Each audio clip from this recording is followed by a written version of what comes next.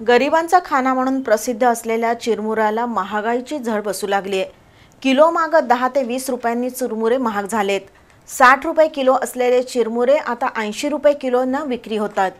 भाताचं कमी झालेलं उत्पादन आणि वाढलेला वाहतूक खर्च यामुळे चिरमुरेच्या दरात वाढ झाली आहे, पण त्यामुळे सर्वसामान्य कष्टकरी माणसाला आता चिरमुरे सुद्धा परवडतील की नाही अशी शंका आहे।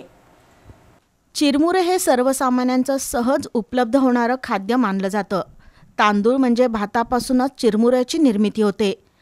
कुणालाही आवडणाऱ्या, वेळप्रसंगी पोटाची भूक भागवणाऱ्या आणि भेळ भडंग गुळाचा लाडू अशा पदार्थातून समोर येणाऱ्या चिरमुऱ्याला मोठी मागणी आहे। महाराष्ट्राच्या भौगोलिक स्थानानुसार चिरमुऱ्याची चव, आकार यात बदल होतो, पण तरीही लहानांपासून मोठ्यांपर्यंत सर्वांनाच चिरमुरे आवडतात। पूर्वी कोल्हापूर जिल्ह्यातील गारगोटी, आजरा या परिसरात हावळा भाताचं उत्पादन मोठ्या प्रमाणात घेतलं जात होतं।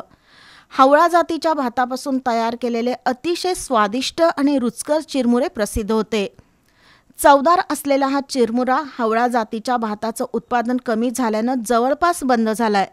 आता शेतकऱ्यांकडून जादा उतारा असलेल्या जातीच्या भाताची लागवड केली जाते। सध्या सुमारे 6000 रुपये क्विंटल या दरानं हावळा जातीच्या भाताची विक्री केली जाते।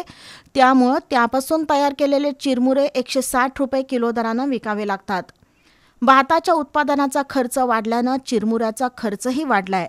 दुसरीकडे चिरमुरे निर्मात्यांनी मध्य प्रदेशातील उज्जैन आणि पंजाब राज्यातून आता भाताची खरेदी करण्यास सुरुवात केली आहे। तिथं कमी दरात मोठ्या प्रमाणात उत्पादन होणाऱ्या इंटान आणि अक्कलसाल या जातीच्या भाताची लागवड होते।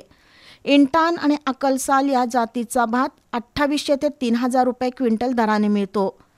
या भातापासून बनवलेले चिरमुरे पूर्वी 60 रुपये किलो दरानं विक्री व्हायचे, पण या भाताचाही दर वाढल्यानं आता गरिबांचा खाना म्हणून प्रसिद्ध असलेले चिरमुरे प्रति किलो 10 ते 20 रुपयांनी महागलेत।